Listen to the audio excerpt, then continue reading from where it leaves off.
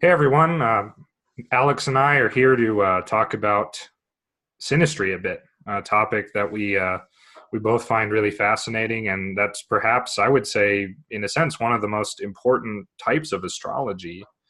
It's definitely one of the types of astrology that gets most.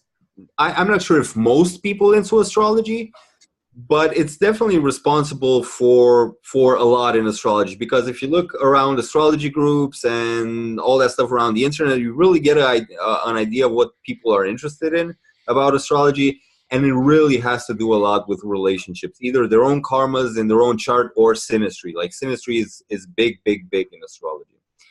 Yeah, Um, and I think, as with anything in astrology, it's really there's a lot of good information uh, surrounded by much more nonsensical information and things sure. that, to be fair to the people who are not quite masters in synastry, it's double as complex as natal astrology. So you do have that.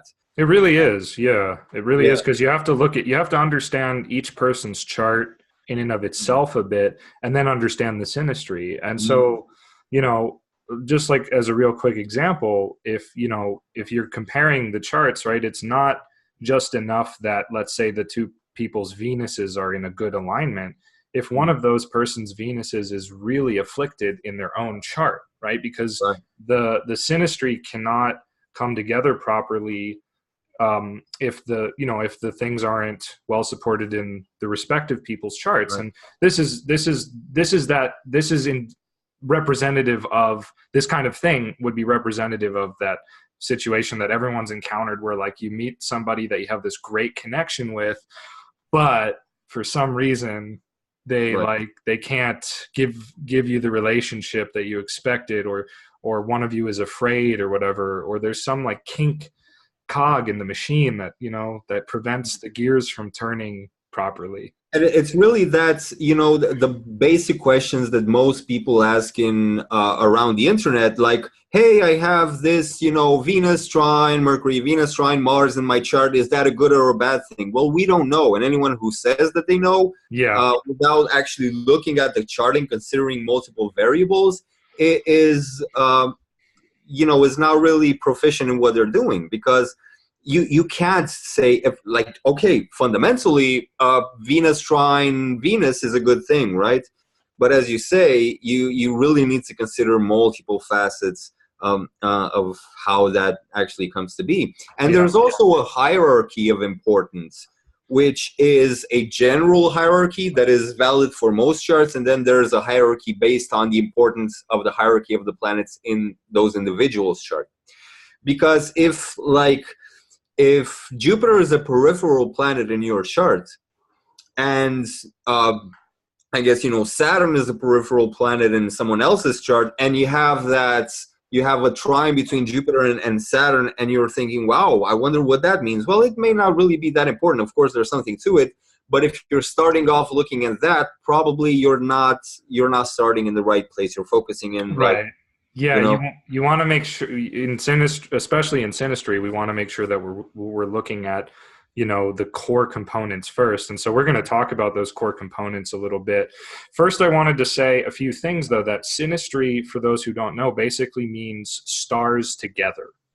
So that's what synastry basically means, right? Astry, astrology, astronomy, and so on. And SYN, I don't, that must be, maybe it's a Latin thing. I'm not totally sure. But I remember reading that in one of my books. And another thing I was going to say, too, is that from my end, the best book on synastry I've really ever read is this one called Light on Relationships by Robert Svoboda and Hart Defoe, two veteran Jyotishis who studied in India for many years with a lineage holder.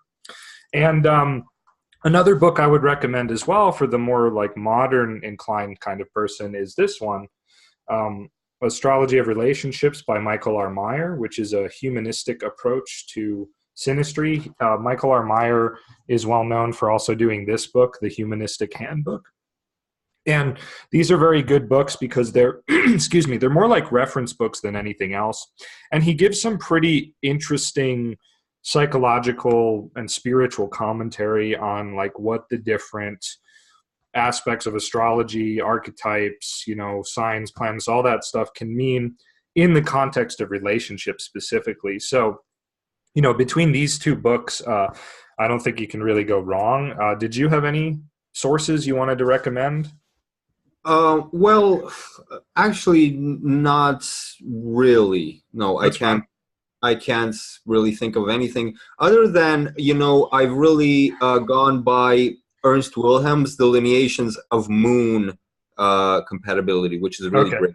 And it's really useful to look at the moon because, as you say, when you were describing something that, okay, there's all the elements, there's attraction, there's some compatibility there, but somehow they're like their reality doesn't meet in some way, that's usually a moon thing. Usually, you Yeah, know, sure. everything there's Venus there's Mars there, everything is set in place, and there's just that somehow the realities don't want to mix like oil and water. Right. uh, Okay. and that's usually a moon thing. So Yeah. I want So to, yeah, I want to stress the importance of the moon in synastry because we tend to go straight to Mars and Venus is great. Mars is not as important as people think in relationships.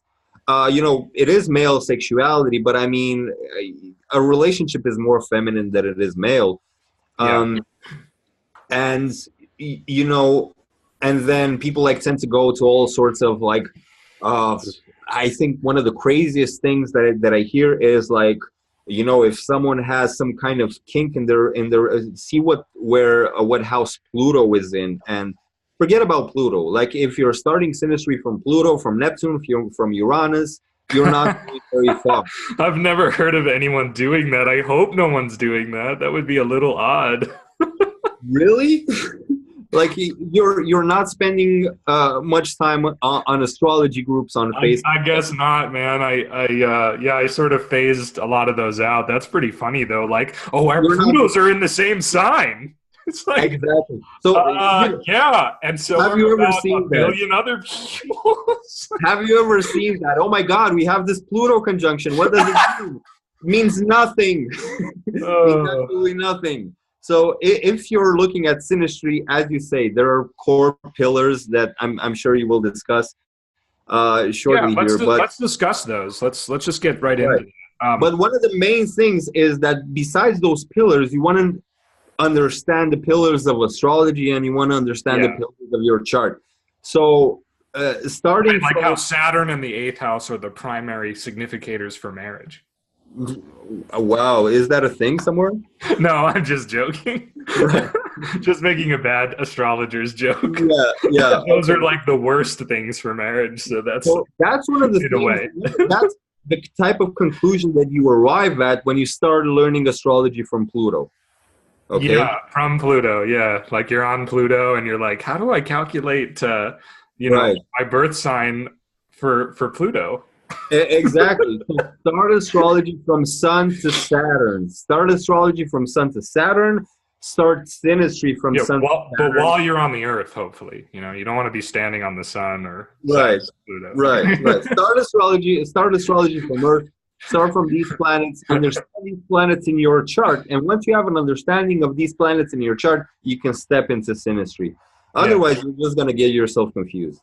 That's Yeah, that's I gonna get it. agree. And you know, I'm in many respects, I would consider myself like more of uh, a newbie when it comes to synastry. I've been, you know, experimenting with these simple methods that I'm going to share for a while now, but I haven't done nearly as much with synastry.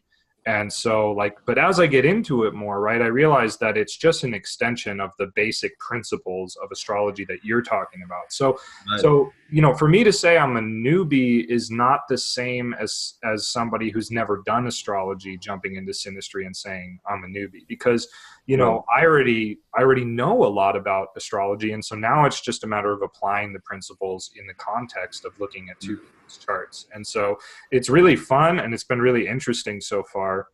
And yeah, let's talk about the fundamentals. Sure. Let's talk about the four core principles or four pillars of looking at a synastry chart. Yeah. So they are, as you already pointed out, the moon is perhaps the most important starting point because that's going to show how our like minds and personalities and feelings and, sense of just sort of being in the moment align, right? The next pillar is perhaps the sun or the ascendant. I'm not sure, which one's more important. Might say the ascendant because it's more individualized, but sun's pretty important. Sun is something that we should not overlook. So it's really moon, sun, ascendant, and then Venus. Venus is especially important for marriages or romantic partnerships, but I believe it's also important for friendships and business collaborations because Venus is, like you pointed out, that planet that deals with coming together and harmony and smoothing out the rough edges, right? So even if all the other pillars are rough around the edges, if Venus is strong there and coming together in the right way, then maybe some of those rough edges can be smoothed out and so on.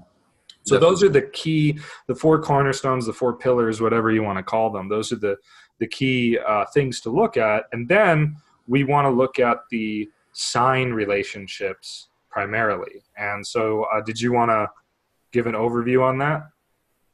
No, I think, do it? Yeah, sure. Go ahead. Okay, cool. So basically it's simply this, that the opposition is actually, in a sense, the most or the, I don't know, I don't want to say the best, but the opposition is like very conducive of any of these two factors, right? So we're comparing these two factors in the two charts. So ascendant and ascendant, sun and sun, moon and moon, Venus and Venus, right? That's where we start, okay? So an opposition between like two people's ascendants, let's say, or any of those, that's potentially a very like balancing kind of relationship that gives rise to like a dynamic, like interesting partnership where you can mutually support what the other one's doing, right? Even if they're sort of polar opposites, right? But opposites attract, and opposites are really about balance. So that's a dynamic partnership where a lot of things can happen and get done. On the other hand, the conjunction is also very good, but the conjunction is more of the same. That's where you just align and there's not so much exploration. There's just like, oh yeah, we're both like this. We both like to do these kind of same activities. But then, on a side note, with the conjunction, so oppositions. Why? Because then the planets are seventh from each other. Seventh house is relationship house. As you point out, it doesn't necessarily make it good, but I think you hit the spot when you said it makes it interesting. Right. Not necessarily in a good way. Okay. Right. It depends on the signs as well, of course, as we're going to see. Like, so if you have a sun-sun conjunction, then it's more of the same thing. You find confluence, but there's not necessarily such that polar dynamic. But then if you have a conjunction of a masculine and a feminine element, like the sun and the moon, that's different. So there, the conjunction really works in a different way. It's a conjunction, but it's still polarizing because it's the sun and the moon, or it's Mars and Venus, right? Yeah, exactly. So there's a lot of gradation within this this system we're presenting. Of course, it's not quite as simple as like, oh, opposition, great. Like you gotta, of course, you got to apply the principles of a good astrology, like we've been talking about. But that's kind of the starting point. And then the square is interesting because the square is like a 10-4 relationship, right? Where basically one planet is in the 10th house from the other, and the other planet's in the 4th house from that planet, and so on. And so the planet in the 10th can kind of be the one calling the shots. Like if both our suns are square, let's say, like the person with the sun in the 10th might be the one that's more kind of, catalyzing things and sort of creating inspiration and sort of directing the ship or whatever, especially when it comes to the more external public arena of things. And the person with the 4th house placement can be more the dominant in like the home or the private life and so on.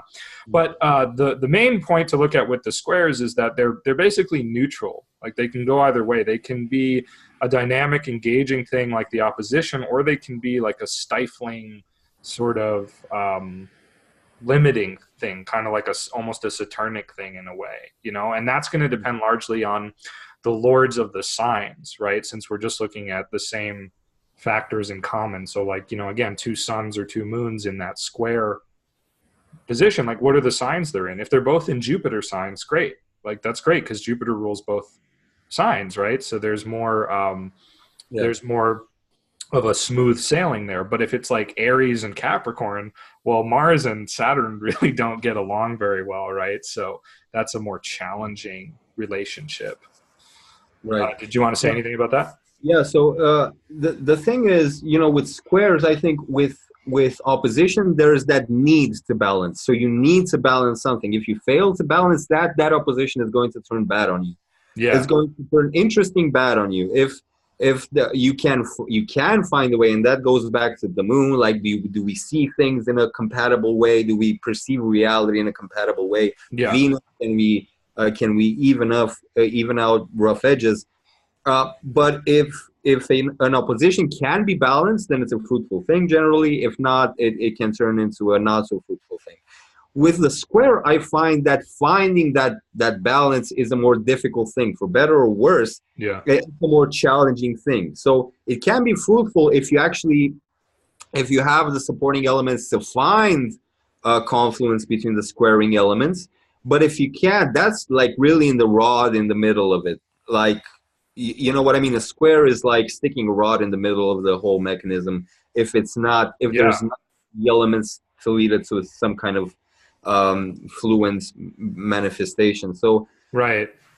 oppositions and square, I think, very, very good for manifesting something in general because they're angular. Conjunctions, squares and oppositions, very good for making a relationship into a concrete something, into an intense something, Yeah. into an actual something. What that something will really be depends on the relationship between the planets, the relationship between their lords, their signs, Right. as you point out. So Right. Right. Absolutely. Cool. So, okay. So yeah, that's the basic overview of those aspects. And then we basically get that the trines and the sextiles by sign, those are very supportive. Those are just generally supportive. In this particular book, they refer to the trines as like an open friendship and the sextiles as like a secret friendship or like a secret support. So the sextiles are, generally speaking, a little bit, well, some would say a little bit weaker or just a little bit more, requiring a little bit more maybe effort, to work out, to kind of like do things. Like the sextile has a lot to do with like kind of doing things in an everyday capacity, whereas the trine is like this big, broad sort of Jupiterian openness of like, unwavering support and whatnot. But again, even with trines and sextiles in a chart or in synastry, like there can still be other things to consider, because even if they're supportive, right? I have seen, at least in an individual chart, like a trine be supportive of like, borderline alcoholism, for example, right? So it again, this isn't a good or bad dichotomy. It's simply like supportive and neutral and unsupportive. It's kind of those three. And we're about to get to the unsupportive section, but I want to give you a chance to comment on trines and sextiles. I think trines and sextiles are a good support for things. Definitely trines are a bit more powerful than sextiles. Yeah. And it really depends a lot on the planet, because that's also when projections come in. A Jupiter in the trine will be much more powerful than any other planet in the trine. So Jupiter will tend to influence a trine more than any other planet. Going back to also the square dynamic, I think it's really interesting to look at that. As you point out, the person in the 10th will tend to lead, whereas the person in the 4th will tend to be more of a support. But then it's also, what if the person who has the sun in the 4th has a more powerful sun overall, right? Then it's probably more like going to be that the person with the sun in the 10th can't really dominate that person, but that person with the sun in the 4th is a really solid support for the other person, right? Yeah, that could easily happen. And so, yeah, this is again bringing in the dignities and the strengths Yeah. of the So planets as this is just to enforce the idea that just because, most people ask questions on forums, on groups like, hey, I have a Venus square or trine Mars in my synastry chart with someone, is that good or bad? Well, we don't know. We need to look at all of these factors. right. So We don't know. Yeah. when you see a trine, when you see a square, there's only so much you can say about it. When you see an opposition, there's something intense going on there. Depending on the planets and how important you see an opposition between two important planets, there's something intense there. What exactly that is going to be determined. It's not necessarily good. It's not necessarily bad. Right. I think that's really a point that really needs to be hammered in, so we don't get stuck on trines are good, squares are bad. Right. Exactly. Yeah. Exactly. Yeah. That's a very good point. Okay. Yeah. So we have the basics of it so far. And then finally, the most difficult relationships are 212, meaning that two signs right next to each other. So like if my son's in Pisces and somebody else is in Aquarius or Aries, let's say, something like that. Yeah, yeah. Okay, that's challenging. For which should be the obvious reason that they don't witness one another by an aspect, right? And one's in the 12th from the other, right? So there's some sort of secretive kind of thing, wasting energy and so on and so forth. And then the one that's perhaps the most challenging is the 6-8. The 6-8 relationship between any of those two, because that's just a natural relationship of enmity, right? The 6 naturally refers to enemies and any situations and circumstances that arise that sort of cause you as a person to have to like reassess one's abilities and faculties and whatnot. It's like the whole thing of like you get into a car accident or fall out of a tree and you're incapacitated. You got a lot of time to think about life and that sort of stuff. And then the 8th house, of course, has naturally to do with like, death, but more like very traumatic, often painful experiences that could be a conduit for some kind of transformation. But the 8th house also has a lot to do with like kind of it is one of the houses that sort of saps energy. It's sapping the 2nd house in a sense. It's where like you eat in the 2nd, you defecate in the 8th, and so Right. on. So it's like a purging house and whatnot. So if you're looking at a chart and you see that, or synastry, and you see that like these 4, if like 2 or 3 out of these 4 are in 6-8 relationships, that's probably going to be a very bumpy road for that partnership, unless you had major things that could offset that. And one example I will give quickly is that a couple friends of mine, I don't think they had 6-8, but they had they had like 2 out of 4 of these in like a 212. Okay, but they had a really good partnership that lasted like 30 years, but they didn't live together and they weren't legally married. Hmm. So I feel like that was kind of how they balanced out maybe those rough spots with their 4 cornerstones. Mhm. So it's not to say that like any chart where all 4 of these are in alignment or out of alignment, or with synastry, sorry, any charts like and you're screwed. Like you always have to look deeper, right? But this is the starting point. And then the final thing I'll say is, the closer these things are to relating by degree, the more powerful the relationship. So that would go for a supportive relationship.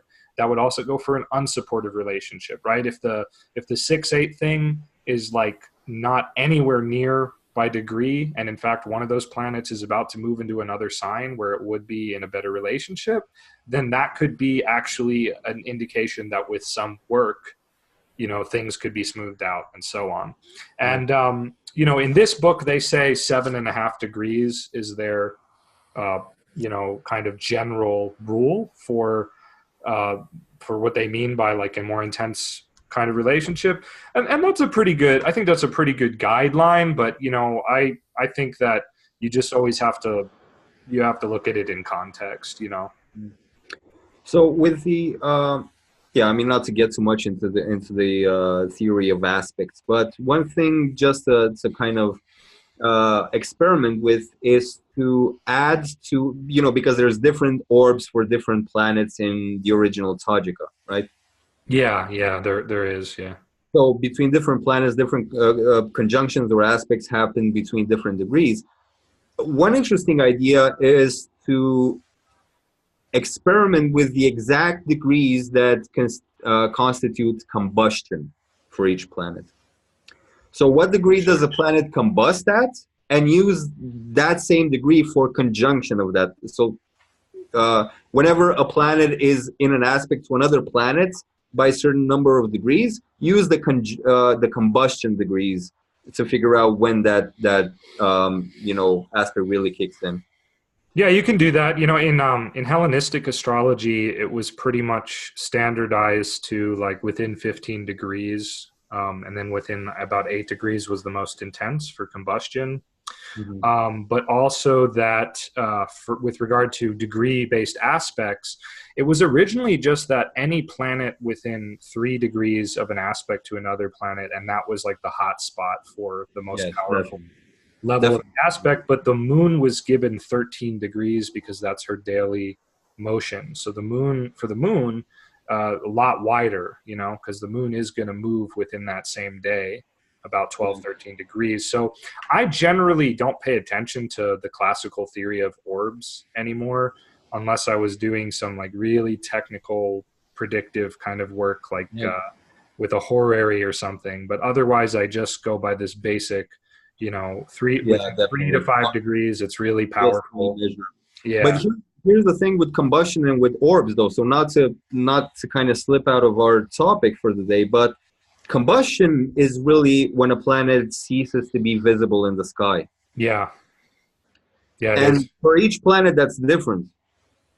You know, so those Sure. are if you standardize the combustion, someone who standardizes the combustion in a text that they're writing doesn't really understand what the combustion is, because otherwise you know that the combustion is when a planet becomes invisible because it Right. gets close to the sun, and that's different for every planet. So That's uh, true. just to kind of overcomplicate this discussion on synastry, one point to make, I think, would be that you don't need to overcomplicate that much. So when you're hearing all of this, watching this video is like, oh my god, when will I ever learn all of this stuff to kind of look at my synastry and figure out all this stuff? It's not that complicated if you start If from you the have basics. Right, if you have the basic principles. But like just to recap for those who are really new to this stuff, but maybe have hopefully some astrological knowledge, right? What we're saying is that you look at the relationship between the two people's suns, moons, ascendant, and Venuses, and you want to see if they are in the supportive relationships, which are basically conjunction, sextiles, trines, and oftentimes oppositions. Though again, that one's there's some other things you have to look at. Square is kind of neutral. It takes some. It's not going to ruin a relationship, but it may also not be the most supportive. So again, the context very important. And then 212 and 6-8 being the most challenging. And so if you just do that and you just don't worry about the degrees and just think about the signs and stuff, you can already go through a lot of charts of people and their relationships or your relationship to them, and test this stuff out and see. You will see right away that it works really well, even without going in all the nitty gritty of like, oh, but is this opposition good or working out? Like, just assume for now that the opposition is going to support some kind of strong partnership between the people, right? Not Right. good, not bad, but that it's going to be supportive. Whereas 212, 6-8, those are going to be unsupportive, and so on. Definitely the basics, man. Just the basics. Just counting signs Yeah, from just counting signs, whole signs. counting whole signs and just the basic stuff. Sun, moon, ascendant, Venus. Like beautiful. You can do so much with that. Like Yeah, you can look in a person's chart. Just look at their Venus and their seventh house. Read them properly. You know a world about that. And don't kind of be persuaded to overcomplicate by, oh, there's this quindecile from Neptune to the moon, and so that must really factor in there. It yeah, probably doesn't factor in that much. right, Uh, right. so become a master of basics Of the basics, yeah. in anything. Don't start from the fancy thing, because most people who are really trying to flaunt fancy techniques, it seems fancy to you if you're not understanding astrology, if Yeah. you're starting out. But really, it's if they're flaunting fancy stuff, it most likely they're really proud of that. So that's an indication that they're not really confident in their technique. They're just looking to impress um, someone. So don't get impressed by that. If you wanna kind of you want to get in the world of astrology and talk about Pluto, talk about Neptune, talk about quintile and big quintiles and all that stuff, just Yeah, to be a part of the percentiles and just to be a so part of the club. Like, look, we take on clients, and hopefully we manage to help a lot of people. If someone who's intent on helping people and helping them gain clarity is not intent on impressing you with complex stuff, if anything, they're yeah, interested in simplifying the things and, simplest. and finding the simple things to give you, which you can make use of. So if you want to get into astrology, if you're at the beginning of your journey, obviously um, if you're watching this and you're more advanced, like, you don't need my advice. But if you're Sure. just starting out, stick to the basics. Don't lose confidence when someone comes up and talks some really complex stuff. Chances are they're not a master of it. They just Sure. picked it up and they're playing around with it. Page of spades, page of swords. So yeah, Sure. that's Sure. in synastry as in anything. Keep it basic, and if you just use the 4 pillars that Lars mentions for years and years, just look at those pillars. You're going to get ahead of everyone who's looking all of this complex Yeah, mode. because it's just so simple, right? Like, and again, it's always emphasizing the moon. The moon is the most Right. important of those to be in some kind of relationship, right? Like you might find, like, again, it's like you might find, and you're not going to do a synastry analysis for people unless they are having some kind of issue with their relationship. Not really. Nobody comes to a reader if their life is going perfectly. Right. I don't think so. So anyway, but it's like, okay, so are their moons in alignment or out of alignment? That's going to tell you about like their day-to-day thoughts and how they sort of the kinds of things they want on a day-to-day basis, right? The moon is the appetites. It's just the basic appetites for security and comforts and pleasures and things like that, right? So how do their moons align? Okay. How do their suns align? The sun is like our reason for being here, our goals, like our willpower, our ability to, to like go above and beyond and to do things that are, indicative of, some higher truth, some like, just Right. and so on. Like how do the people's long-term goals and aspirations align and their sense of finding the truth? How do those align? Right. Ascendant, right? Ascendant has a lot to do with actually all those things, but it's more characteristically like the intersection of kind of the soul or spirit in the body. So like how does their bodily existence align? How do their instincts align? Their sort of instinctual response to things. How do they sort of see themselves is the ascendant too. So how does that align? Do they see themselves in a way that where that's in alignment, that's supportive, right? The way I see myself and the way my friend or partner sees themselves, like those could be in conflict, right? Like if they're really, if like, let's say, or whatever, if I'm really down on myself all the time and pessimistic, but they're really like optimistic about how they see themselves, right? That's going to be a conflict. And then finally, do the Venuses align or not align? What does that mean? Well, Venus is, basically, it is about the sexual compatibility, but outside of romantic partnerships, it's just about the basic ability to make agreements, to come to some sort of agreement that allows for harmony, right? So, and it has a lot to do with our values and our ability to make evaluations of, things that are helpful or harmful and so on. So do those align, right? And then you can extend this to all the other planets too. Like you can then get into the Jupiters, like do our, sort of spiritual ideals align? Right. Like our fundamental way of like kind of relating to the cosmos, like does that align? Saturn, does our discipline align? Do we both have patience and and I don't know, and all that stuff, of course.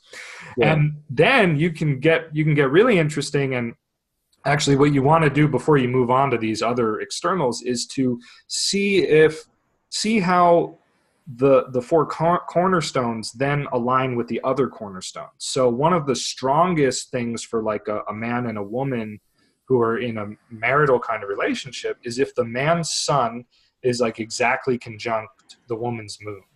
That's a really, really powerful connection, but that's different than their moons being in harmony, right? So you could have like man's sun, woman's moon, but then maybe their moons are in some other relationship that's not as harmonious, Right. or their Venuses or whatever.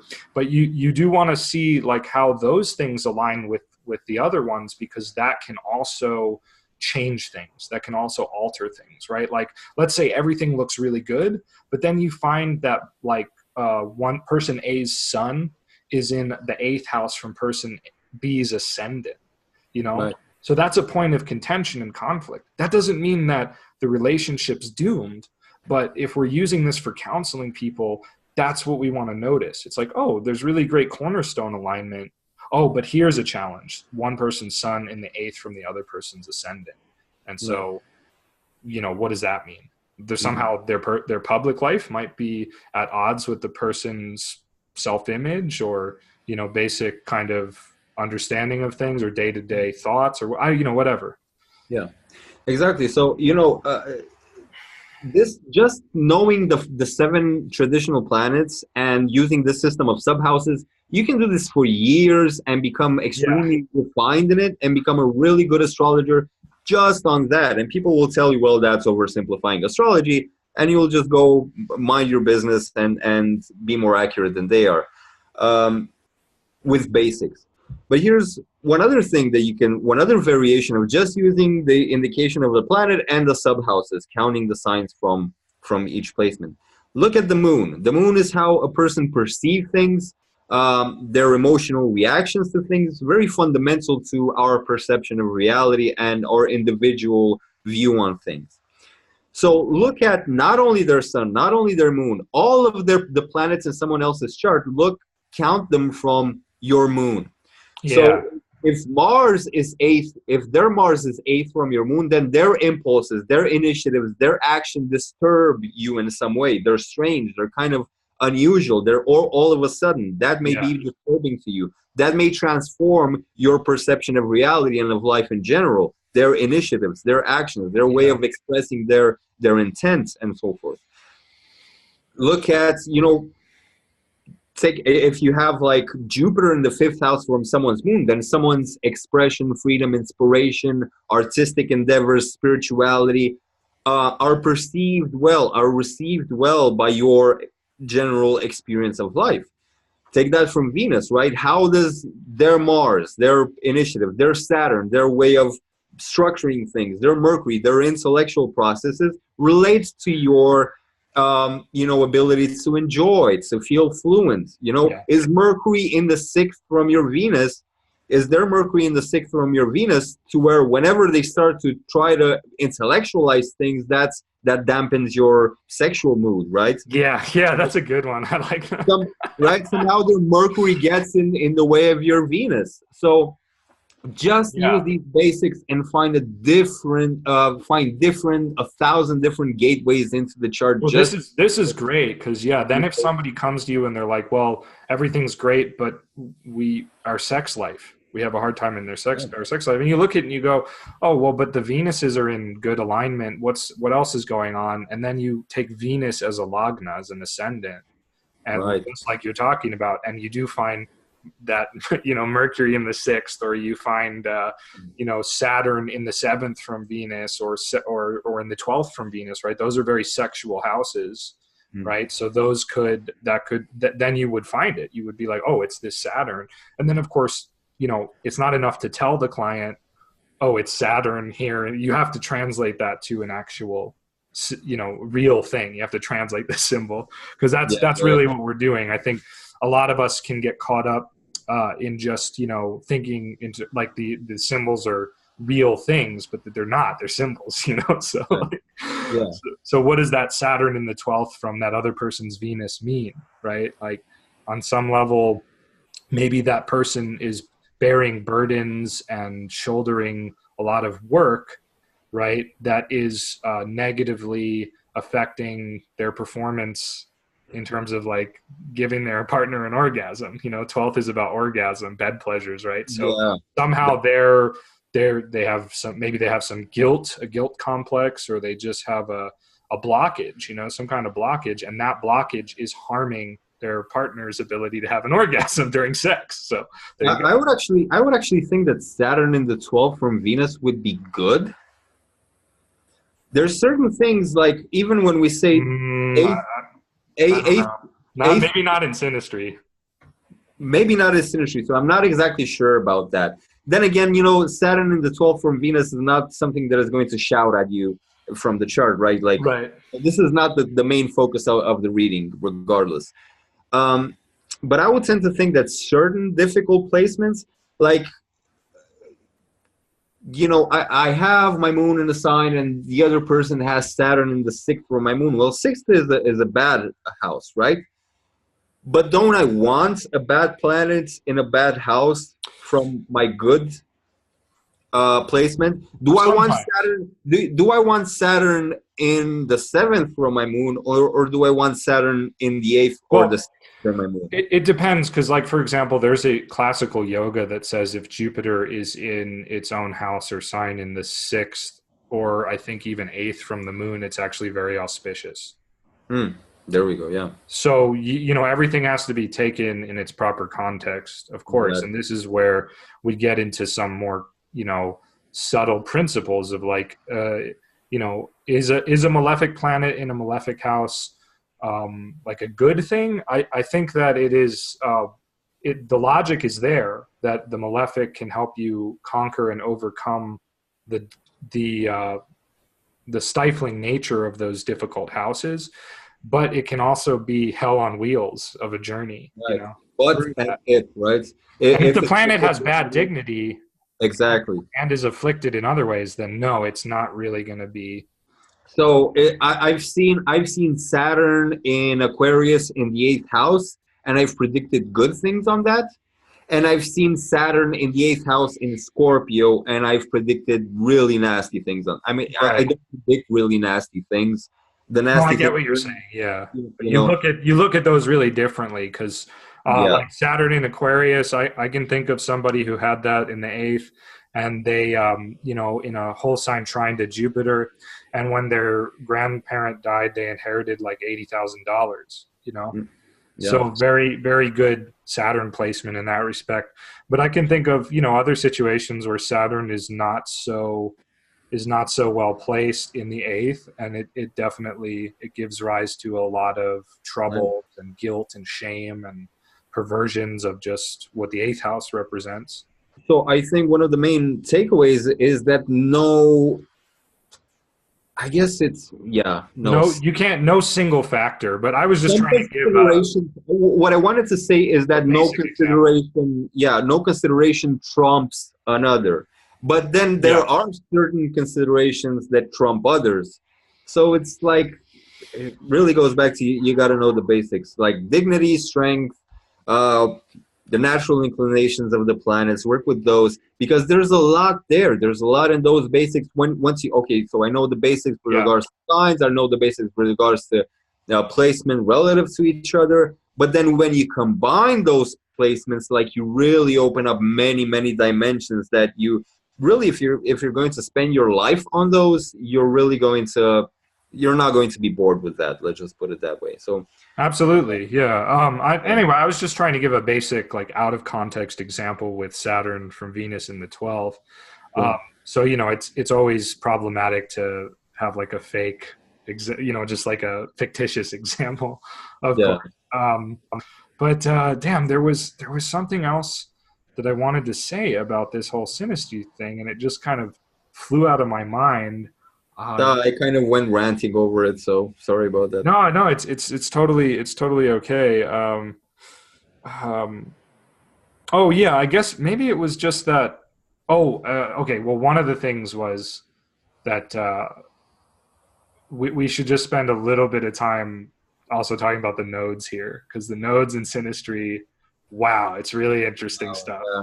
You know, like, The nodes are always interesting. Like yeah, that, the nodes are fascinating. And recently, I found that in modern Western astrology, they're really kind of um,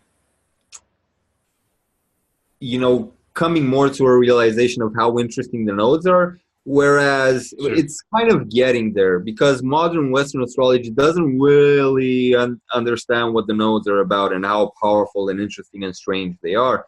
But they're really strange. I think if you had to just pick one word, I guess for the North Node, if you had to pick one word, that would be strange. AF. sure. Strange AF. Yeah, that's a good way to Yeah. put it.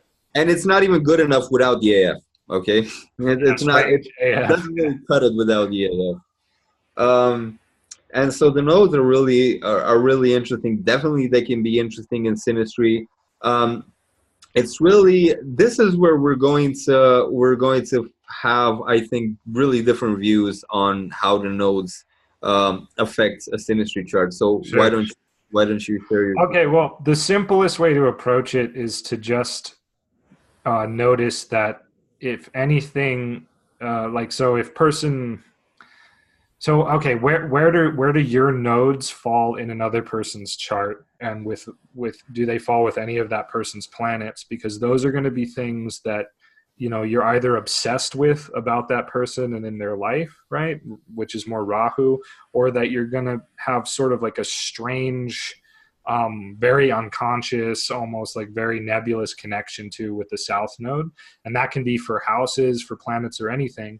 But again, if we just start with the basics of the four cornerstones, we want to understand that um, if another person's sun, moon, ascendant, or Venus is on one of your nodes, right, then that's going to be a really, really powerful connection where you're not even going to like fully understand why the hell you're so yeah drawn to this person, or you're so like obsessed with some aspect of their life or what they think, and that kind of a thing. It can be a very disruptive thing, if the cornerstones are not aligned harmoniously, of course, or it can be can add spice to life as well, of course. And the other thing that's interesting is that in this book, specifically for synastry, they use aspects from the nodes. They use trines from both nodes, right which is strange, because then actually you're really looking at wherever Rahu trines, Ketu is sextile actually. yeah Okay, I mean, I would also recommend. I always use square the nodes if it's very close by degree. That's super powerful. But I haven't experimented much with this idea that the nodes will cast these trine rays for the purposes of synastry only. It's a very interesting idea, and they demonstrate it, and it seems to work well. But that I'm still kind of on the fence about. So that's the basic way I use the nodes in synastry. I don't really get into this whole line of thinking of like you should do this and you shouldn't do this with the nodes. So yeah, I'll let you give your perspective. So, my perspective on the nodes is a regular one, just with a bit of a twist. Nodes are your karmic compass.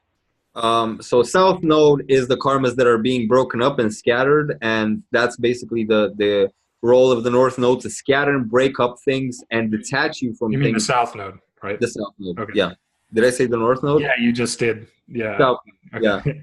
That's a South Node. It's scattering. It wants Scattering. detachment. It wants spirituality. It Yeah. it doesn't want anything to do with the mundane world. Anything you try to hang on to in that area of your life, uh, with the South Node, it's not going to really let you be too trapped on it. It Yeah. will Yeah. allow you to have those things as long as you're not too clingy to them.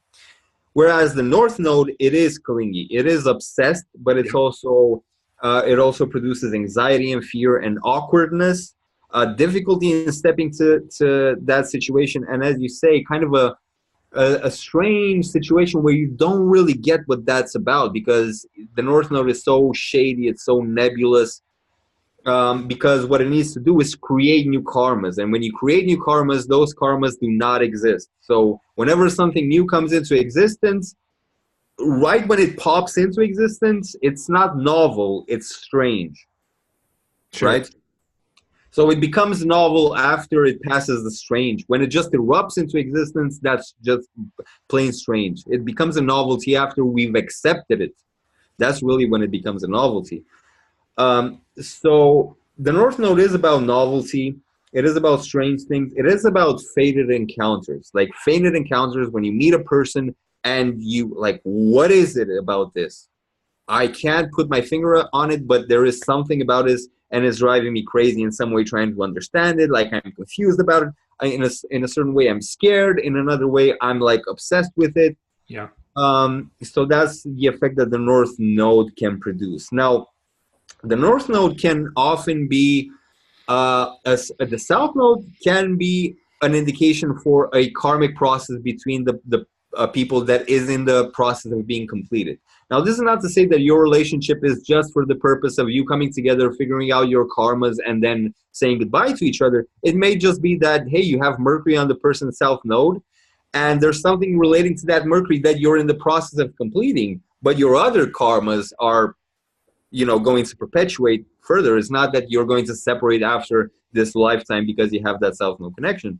By the same token, the North Node connections is things that you're, not collectively, jointly bringing into existence, and that's going to be a strange process. But besides this, the North Node can really be indicative. Now, take this with a grain of salt. The North Node can be indicative of a fated encounter. It's always indicative of something fated. Sometimes it's indicative of something that can turn strange and bad at the same time. So I would really caution people, especially females. I don't know how I say this without kind of bringing, but Rahu can really indicate problems, like real problems, because one of the dangers with Rahu is that you're not really aware of what's going on. You're so shrouded in the mystery of what that thing is that you may not be aware of some negative aspect of that dynamic. So there's really wherever Rahu is, there's an exclamation mark in a natal chart, in a synastry chart, in any kind of chart. There's something important going on with the North Node Rahu. There's an exclamation mark there for better or worse, usually for both. Yeah. Well, and it can be simple thing. It can be crazy or more straightforward too. Like I'll give two examples of my own life. Like there was this girl I met in college who after speaking to her once, I instantly became like obsessed. Like not in like a creepy, like I'm going to start stalking this person way, but like I was just like, holy shit, like this person, I don't know what it is about them, but it's like they've like pierced my soul with their being or something. Well, I later was, and it actually, the whole experience, even though nothing worked out and like there wasn't even any kind of real relationship, it was sort of this like, it was like failing from the beginning as anything more than kind of an acquaintance. And this was a very strange person too, but like it taught me a tremendous amount about love and whatnot. But anyway, I later got their chart and I found that their sun and moon, and their moon was also their ascendant lord, were exactly on my North Node. And I think Venus might have also been like exactly there as well, or sun was like right on my Venus too, because Venus is near my North Node. So it was just like, this is a perfect example of, I think, what we're both talking about, where it's like, what the actual fuck, right? Yeah, something very similar happened to me when I had a full moon exactly on my North Node. Like the strangest chain of events. I'm not even going to get into it, but the strangest chain of events in meeting people and how things happen, like all around that situation in an extended group of people was just very strange for about a month following that full moon on my North Node. It was just the most mind-fucking experience of my life, really. So amazing. Yeah, the North Node is that. It's strange, it's unusual. So, but I'll just give another really quick thing that's like simple, is like if I look at my chart interposed on my brother's, that like my north node is in his fourth house, and it's not conjunct any planets, but it's in his fourth house. And I have like really encouraged him to be more independent and to continue living abroad, because he's going to school in Europe. But I've really encouraged him to do that and to like go abroad and to, you know, really not stay at home and in kind of, and not to, and I've also encouraged him, don't return unless you really, really have a good reason to, because I think you're much better suited to like living in these other countries and kind of being in the unknown, you know? So I've encouraged his fourth house. So what you're saying is that your north node being there in his fourth house, basically you're encouraging him to live abroad. So the fourth house is about home and where you live. North and your roots, and north node is about transformation. So to transform his home and his roots. Yeah, it's different. It's odd. And then to make his home, his fourth house, into something unusual, which is living among foreigners, right? Rahu can represent foreigners. Absolutely, yeah. That's a great. That's one of the best tools for delineating. It's like foreign things, foreigners, Rahu and stuff. Yeah. Cool. So I mean that. Yeah, we did a lot in this video. I think that pretty much sums it up. The other thing I was going to say is just to go back to the basics and say, you know, again, like we touched on this, but like if my sun in my chart is really powerful, like it's, you know, in the 10th house and it has good dignity and it's aspected by Jupiter, it's just like a really and that's not my sun, by the way, but like, you know, hypothetically, if that was like my sun, but then the other person's sun was like really weak, you know, it's just the opposite of all those things, like really weak and afflicted, right? That's a situation where even if there's some kind of alignment or some kind of relationship, you have to take into account those individual strengths. And like you were saying, you know, if my sun is in the fourth really strong, but their sun's in the 10th really weak, are they really going to be able to dominate in that area of life? Maybe they should, and they try to, and that's what's causing the problems, you know? Right. You know, sometimes people take a person's lack of action as an invitation to, you know, to direct them. Right. So that could be that. And there are plenty of relationships where I think that's the case. So that could be an example of how that's symbolized astrologically. And we can do that for all the planets and all the cornerstones. So. And I think one of the main takeaways is that the moon is the most important in all of this, because you can have confluence between Venus, but if your fundamental perception of where life should be does not match, like you don't have a thing. Yeah. So yeah, I think we did a pretty good job of delineating some basics. Maybe we'll touch upon this subject in a future video too. Yeah, I hope so. That would be fun. We can maybe find some example charts and do some things like that.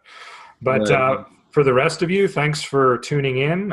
You know, please hit like and share and subscribe to our respective channels and all that stuff. Go to our websites, our blogs, like all of our stuff. It'll be in the link down below. Yeah, the information section below the video. And otherwise, thanks for getting together to discuss this. It was fun. Thanks very much. Bye-bye.